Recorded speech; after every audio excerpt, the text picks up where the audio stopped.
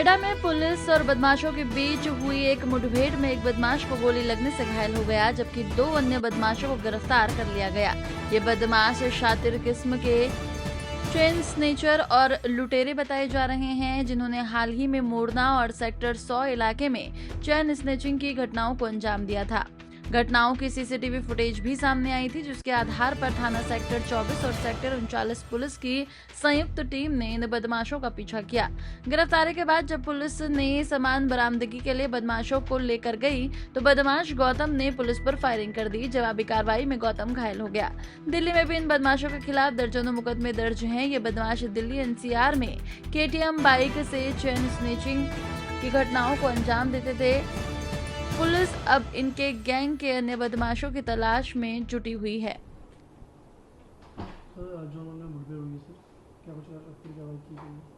आज सुबह थाना क्षेत्र सेक्टर 24 के अंतर्गत एक केटीएम बाइक पर 3 लड़के पकड़े गए थे संदिग्ध, और जिनसे गहन पूछताछ की गई और तलाशी ली गई तो उनके पास से तमंचा बरामद हुआ था, चाकू बरामद हुआ था, 10,000 रुपये बरामद हुए थे। और इनके द्वारा यह कबूला गया कि इनके द्वारा भी मोरना क्षेत्र में कुछ दिनों पहले एक चेन स्नेचिंग की घटना कारित की गई थी और ये शातिर लुटेरे हैं।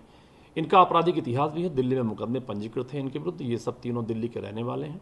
गहन पूछताछ से कड़ाई से पूछताछ पर इनके द्वारा यह भी बताया गया कि अभी सेक्टर 42 थाना क्षेत्र में एक चेन स्नेचिंग की घटना जो कुछ दिनों पहले हुई थी वो भी इनके गैंग के द्वारा की गई थी, और अन्य घटनाएं भी इनके द्वारा बताई गई, जिनका सामान इनके द्वारा बताया गया कि जो थाना क्षेत्र सेक्टर 39 का 42 का जंगल है वहाँ पर छिपा के रखा गया है।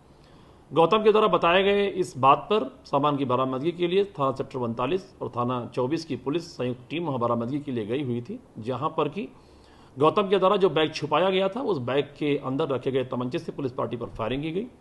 पुलिस पार्टी के द्वारा जवाबी फायरिंग की गई, जिसमें बदमाश घायल हुआ। घायल बदमाश गौतम को चिकित्सा हेतु भिजवा दिया गया है अस्पताल में। मौके से जो बरामदगी हुई उसमें बैग के अंदर रखे हुए कुछ मोबाइल जो कि लूट और चोरी के हैं। इसके अतिरिक्त उसमें एक तमंचा जो घटना में प्रयुक्त हुआ, कारतूस बरामद हुआ है।